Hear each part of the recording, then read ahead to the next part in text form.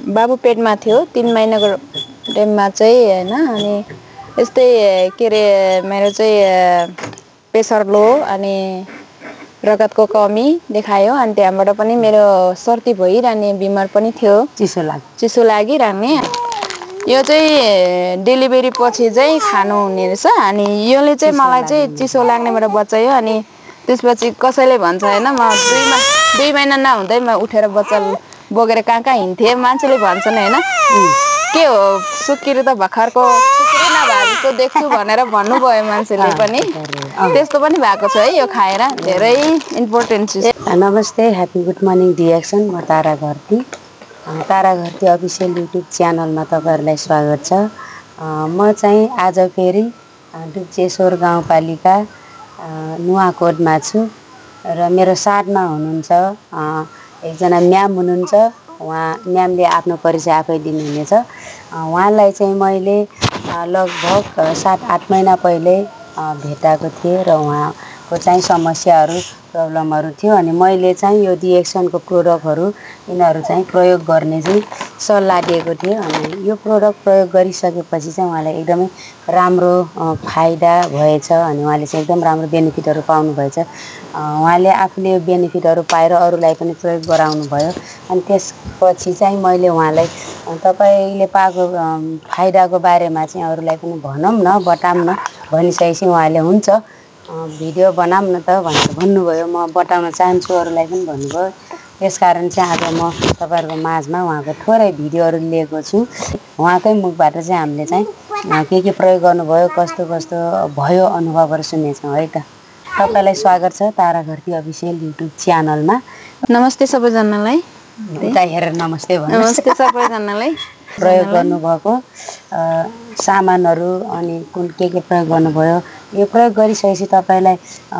कस्तो फिल भयो अनि त्यसपछि तपाईलाई कुन समस्याहरू थियो अनि त्यसको बारेमा चाहिँ भनिदिनुस् न है। बाबु पेटमा थियो 3 महिनाको टाइममा चाहिँ हैन अनि यस्तै के रे मेरो चाहिँ प्रेसर लो अनि रगतको कमी देखायो अनि त्यहाँबाट पनि मेरो सर्दी भइरहने बिमार पनि थियो चिसो लागिरहने अनि मैले चाहिँ एस्पिरुलिना अनि कोकोजी अनि ब्ल्याक कफी चाहिँ युज गरेको थिएँ अनि त्यसपछि चाहिँ मलाई चाहिँ के रे राम्रो भयो अनि त्यो खाकरबाट निस्के मेरो चाहिँ गाह्रो प्रयोग गर्ने बेलामा चाहिँ अनि अहिले चाहिँ के रे मेरो छोरालाई पनि हैन सानो बच्चालाई पनि राम्रो भयो अनि त्यसपछि भन्दाखेरि डेलिभरी पनि नर्मलै भयो। बच्चा पेटमा हुँदाखेरि खानु पर्दो रहेछ राम्रो हुँदो रहेछ बच्चालाई धेरै राम्रो रहेछ अनि मैले चाहिँ अब धेरै फाइदाहरू पनि गरेँ अनि त्यही हो कोलगेटहरू पनि युज गरेँ अनि त्यो 4-5 वटा युज गर्दा मलाई धेरै फाइदा भएको छ अनि त्यही हो। अनि तपाईको त दुईटा बाबुहरू पनि छ। पहिलाको र अहिलेकोमा के त्यस्तो फरकहरू पाउनुभयो? फरक त ठुलोमा चाहिँ रुगा लागि बिमार भइरहन्थ्यो तर सानोमा अब 3 महिना हुनु लाग्यो यो 15 गते 3 महिना हुन्छ अहिलेसम्म के पनि भएको छैन राम्रै छ बिमार भने कहिले पनि भएको छैन जेहोस् राम्रै छ। मैले सुनेको थिएँ यो भन्दा यो अझै छाम्दा पनि साह्रो टगरा छ रिएक्सन खाएर रहेछ भनेको होला सुनेको थिएँ के भन्दै थियो सबैले अनि साह्रो छ टन्डङ डुन्डुङ सबै गर्छन् अनि तगडा पनि छ रुनेमा पनि एकदम ज्ञानी छ। पहिलाको बेसमा रुन्थ्यो अहिले रुँदैन है शान्ति स्वभावको छ है। त्यही भएर तपाईहरु पनि खानु होला हैन अनि अब देख्नु भएकोहरुले अनि अब तपाईले चाहिँ एकचोटी यो बाबुलाई काखमा राखेर तपाईले प्रयोग गरेको सामानहरु चाहिँ यसरी देखाइदिनु न हेर्न चाहनुहुन्छ जो नयाँ हुनुहुन्छ उहाँहरुलाई त नाम मात्रै भनेर थाहा हुँदैन हैन अनि यो तपाईले प्रयोग गरेको चीजहरु देखाइदिनुस् है। यो चाहिँ कोकोजी हो यो कोकोजी भयो यो पनि मैले प्रयोग गरेको छु त्यसपछि इम्पोर्टेन्ट चीज चाहिँ यो स्पाइरुलिना यो पनि खाएको छु यसले धेरै रगतहरु बढिन्छ हैन अनि त्यही हो। त्यसपछि यो कोलगेट मन्जन टुथपेस्ट कोलगेट भनेको चाहिँ यो पनि खाएको छु यसले पनि राम्रो गराउँछ यो नि खाएको छु अनि ब्ल्याक कफी यो पनि खाएको छु प्रेसर हाई प्रेसर लोहरूलाई ठिक हुने लेभलमा ल्याउने यो पनि खाएको छु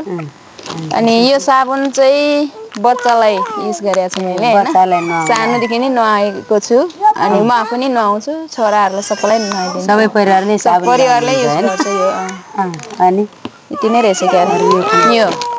यो चाहिँ डेलिभरी पछि चाहिँ खानु हुने रहेछ अनि यसले चाहिँ मलाई चाहिँ चिसो लाग्नेबाट बचायो अनि त्यसपछि कसैले भन्छ हैन म 2 महिना नहुँदै म उठेर बच्चा बोकेर कहाँ हिँड्थेँ मान्छेले भन्छन् हैन के हो सुकिरी त भर्खरको सुकिरी नभएको देख्छु भनेर भन्नुभयो मान्छेले पनि त्यस्तो पनि भएको छ है यो खाएर धेरै इम्पोर्टेन्ट चिज यसले चाहिँ छिटो एक्टिभ गरेको महसुस गर्नु हजुर त्यस्तो भयो सबैले मलाई हैन बच्चाको आमा नि होइन जस्तो सुकिरी नि होइन जस्तो भन्न थाले त्यस्तो पनि भयो तपाईलाई पहिला भेट्ने बेलामा अलिअलि स्किन चाहिँ एकदम स्किन कालो कालो थियो मेरो फोटोहरु आग जस्तो अनि पुस्रो टाइपको थियो के अनि पछि चाहिँ अब साइनिङ भयो दोस्रो पटक आउँदाखेरि चाहिँ तपाईको चाहिँ त्यो पेटमा बच्चा हुर्किरहेछ फेस झन् राम्रो थियो के अनि अहिले पनि त्यस्तै छ भने अहिले राम्रो भिटामिनको कमीले रहेछ त्यस्तो भएको है तर हामीलाई भिटामिनको कमीले पनि कालो हुँदो रहेछ नि त त्यही भयो मलाई त्यही महसुस भयो के अनि तपाईलाई एकदमै राम्रो भयो धेरै जना यो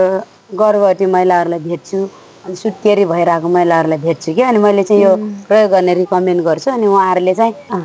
चासो दिनु भएन अनि त्यही भएर चाहिँ तपाईले अब एकदमै राम्रो भयो भनेर बेनिफिटहरु राम्रो पाएको यताउति सबै कुरा भन्नुभयो त्यही भएर चाहिँ सबै माझ पुर्याम भनेर हो तपाईको चाहिँ अब भिडियो बनाएको एकदम खुसी लाग्यो है अनि के अरे तपाईले चाहिँ आफ्नो नाम र ठेगाना यहाँको भनिदिनुस् न मेरो नाम चाहिँ धपेमा शेर्पा हो मेरो चाहिँ यो ठेगाना चाहिँ नयाँ बस्ती डुप्चेश्वर गाविस नयाँ बस्ती नुवाकोट हो नुवाकोट जिल्ला डुप्चेश्वर गाविस नयाँ बस्ती यो चाहिँ सिगारबेसी 7 नम्बर धन्यवाद तपाईहरुले उहाँकै मुखबाट सुनिसक्नु भएको छ उहाँले प्रयोग गर्नुभएको कुराहरू तपाईहरु ताराघरती अफिसियल युट्युब च्यानलमा नयाँ हुनुहुन्छ भने च्यानललाई सब्स्क्राइब गर्नुहोला र यस्तो खालको भिडियोहरू यो मात्रै हैन धेरै ल्याउने गर्छु म धेरै जिल्लाहरुमा चाहिँ यो स्वास्थ्य सम्बन्धी डिएक्सनको प्रोग्रामहरू गर्ने हिँड्ने गर्छु र तपाईहरुलाई चाहिँ यो खालको भिडियोहरू